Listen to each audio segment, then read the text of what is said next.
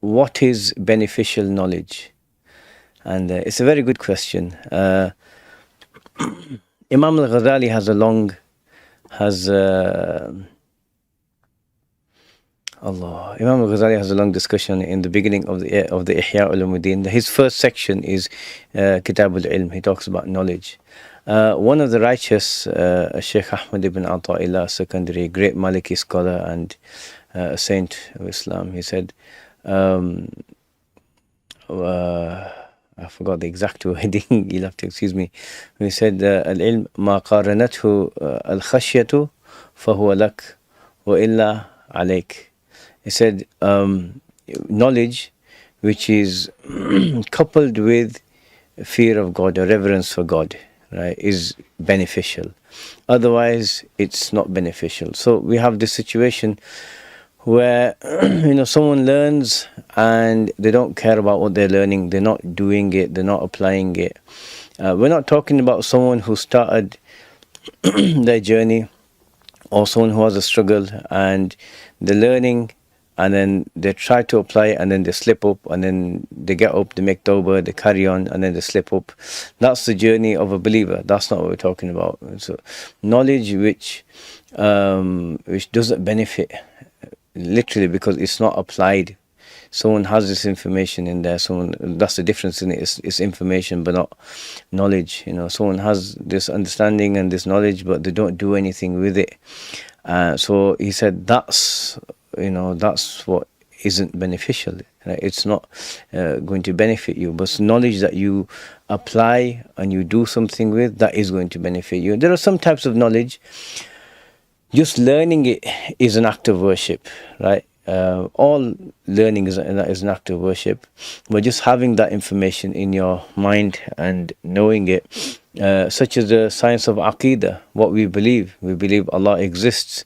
We believe there's no beginning to His existence. There's no end to His existence. He doesn't resemble His creation. He needs nothing but Himself. He's one. In His being, His attributes, no one has qualities and attributes like He does, and He's the one who creates everything. He's the one who does everything. These beliefs that we believe, added with He has knowledge, will, power, life. He sees everything, He hears everything, and He speaks. And various other attributes that Allah subhanahu wa ta'ala has that we learn about in the science of theology. Just knowing this is an act of worship. Right, and then there's other acts of worship where you learn and you apply, which is actually, let's look at this. Imam Abu Hanifa, rahimahullah ta'ala wa radiya an, when he was asked about fiqh, right, what is fiqh? The original meaning of the word fiqh, it means deep understanding. The Messenger of Allah sallallahu alayhi wasallam said, "Man yuridillahu bihi khayran yufaqihu fid din." Whoever in Sahih al-Bukhari, whoever Allah wants a lot of good for, He gives him a deep understanding of the religion. Now, it's not a condition that it's not a condition that this be like a high level of scholarship. Someone who understands that I have to stand before Allah subhanahu wa ta'ala and answer for my life, for my choices, for my actions. This is fiqh. Right? This is fiqh. This is a deep understanding. He may not have vast amounts of knowledge, but he's got the point of it all. So there's no dhulm and there's no, just ignoring the rules of Islam because they're inconvenient or anything like this. He does what he can to please Allah and to avoid having a difficult time on the Day of Judgment when he faces Allah. So Imam Abu Hanifa was asked about fiqh, and he said, Ma'rifatu nafsi ma laha wa ma alayha.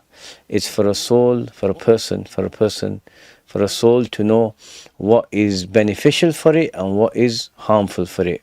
What is what good it can attain and what harm or what's bad for it. What can happen to it. So what's beneficial and harmful. Let's just keep it at that. And so that is beneficial knowledge. And so it's learning learning with the intention of applying, learning with the intention of improving, learning with the intention of trying to become like the Messenger of Allah sallallahu alaihi wasallam. Allah subhanahu wa ta'ala commanded us to follow him and to be like him, and that's what leads to the pleasure of Allah subhanahu wa ta'ala. So that is what is beneficial knowledge. As for a lot of people, they'll be on this forum or that forum, and then or this, and they're just discussing and arguing about matters which are not relevant to them. Pretty much every matter that people argue about is relevant to someone, right? Like in terms of scholarship, there'll have been scholars and ulama who have addressed the topic, and but is it for someone who doesn't know his aqidah? Well, I teach students. I just listed 13 attributes quickly of Allah subhanahu wa ta'ala, and then I have students who I've taught and people who have said, oh, we're studying in this place and that place, and how many of those people you say to them, okay, list the 13 attributes, list the categories, the broad categories of the attributes of Allah subhanahu wa ta'ala, and they don't know them. So for someone like this, why are you going and arguing about this fiqhi point or that fiqhi point? So the point is, beneficial knowledge benefits. Yeah, someone, it's like, someone saying, yeah, I've got a really fast, sports car or whatever, and it can do 0 to 60 in, 2 seconds or whatever. Great. Can you drive it? Or do you drive it? No, it's just there on show. What's the point then? So it's the same thing. Beneficial knowledge benefits the person. They take it and they apply it and they do something with it, right? And it should improve in a broad way, A, your relationship with Allah, and B, your relationship with the creation of Allah subhanahu wa ta'ala. So these two things together was considered beneficial knowledge. And if you study it sincerely, if when you set off, oh Allah, I want to learn this, to obey you, to worship you better, to be a slave, Allah gives you tawfiq in it, right? Allah, that's why like Imam al-Ghazali has a quote where one of the early Muslims said, طَلَبْنَا الْعِلْمَ لِغَيْرِ اللَّهِ فَأَبَى الْعِلْمُ إِلَّا أَنْ يَكُونَ لِلَّهِ. We sought knowledge for other than Allah, right? But knowledge refused to be for anyone but Allah. Like he went in, he wasn't entirely sincere, he went in, but somewhere along the line the knowledge gave him a realization, and then he was able to make a sincere intention, so it was all for Allah in the end. So this is what we ask Allah subhanahu wa ta'ala for sincerity in what we learn and what we teach, and for benefit. And if you have that benefit, it should change you. Just look at it. When you've learned some knowledge, just ask yourself, with regards to Allah and with regards to the creation of Allah, has this benefited me? Go study something for a year and look at your actions, and are they in line with the sunnah of the Prophet, or are they not in line with the sunnah of the Prophet? And if you say, what's the sunnah of the Prophet sallallahu alaihi wasallam, you need to learn. You need to learn. If you don't know how he was, how he behaved, you need to learn this. This is central to the deen.